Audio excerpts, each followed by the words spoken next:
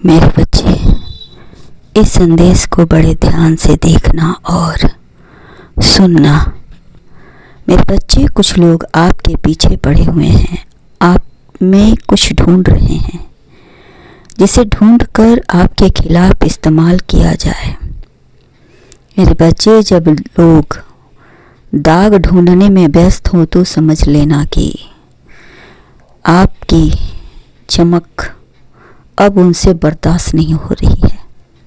आपकी हालात जैसे भी हो, बस मैं इतना ही कहूँगा कि अपने कर्म पथ पर डटे रहो, क्योंकि वो तुम्हारा और तुम्हारे पास ही रहेगा। दुनिया की हर चीज़ छीनी जा सकती है, किंतु कर्म किसी का नहीं छीना जा सकता। मेरे बच्चे, जो लोग आपके मुख पर आपकी बड़ाई करते हैं और पीठ पीछे आपकी निंदा करते हैं, ऐसे व्यक्तियों से सावधान रहें। ऐसे व्यक्ति किसी के सगे नहीं होते हैं।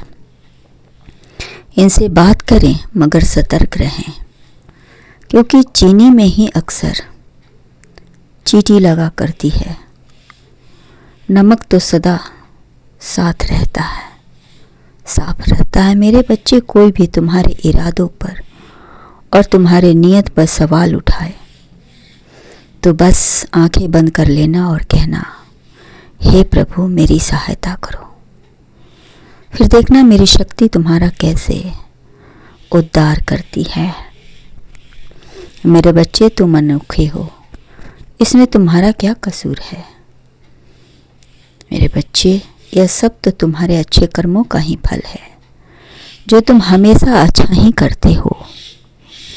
यह तो देखने और सोचने वालों पर ही निर्भर करता है। दृष्टि जाती है। जिनके कर्म बुरे होते हैं, जिनका स्वभाव स्वार्थी होता है, वो हमेशा दूसरों की अच्छाई पर ही उंगली उठाते हैं। इसलिए तुम फिक्र मत करो, समय उनके सवालों का जवाब देगा। बस तुम अपना कर्म करते जाओ। देखो कि तुम्हारे द्वारा किए गए कार्य से किसी का नुकसान ना हो, किसी को तकलीफ ना हो। मेरे बच्चे, यदि आपको अपने काम से प्यार है तो हर सुबह उठने का एक नया मकसद होता है और हर रात सुकून की नींद आती है। जब इंसान काम में व्यस्त होता है तो उसे फालतू बात सोचने की फुर्सत कहाँ। और जीत उन्हीं की होती है जिनके इरादों में जान होता है। सच्ची मोहब्बत तो मंजिल से ही होती है मेरे बच्चे। जब तक किसी उसे पा न लो तब तक नींद कहाँ आती है। हर इंसान को सोचने और समझने की अक्ल होती है। कोई अपने अक्ल को समय पर समय रहते आबाद करता है, तो वहीं कुछ लोग समय रहते भी अपने अक्ल को गवा देते हैं। बाद में अफसोस और एक दूसरे पर दोषारोपण करते हैं। मेरे बच्चे, तुम ऐसे लोगों को मौका ही मत दो जो तुम्हारे ऊपर आरोप लगाए, बल्कि तुम अपना कर्म करो।